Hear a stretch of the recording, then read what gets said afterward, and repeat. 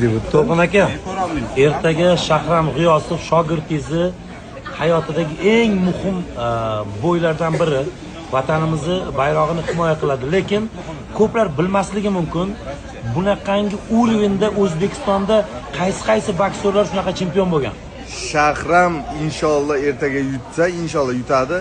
5-O'zbekiston tarixida 5-chempion bo'ladi professional boksda. Kimlar bo'lgan? Birinchisi Artur Grigoryan, ikkinchisi Ruslan Chagayev, uchinchisi Murodjon Ahmadaliyev, to'rtinchisi Isroil Madrimov, beshinchisi Shahram bo'ladi. Nima uchun? Eng главный titul deganida bu. Masalan, chempionlar ko'p bo'lgan, Intercontinental bu, lekin главный titul olgan 4 ta bola bor. Beshinchisi Shahram bo'ladi. Inshaalloh. Bu istoriya, bu O'zbekiston uchun katta narsa bu. Inshaalloh boks uchun, sport uchun juda katta yangilik. Professional boksda ham biz dunyoni zabt etamiz.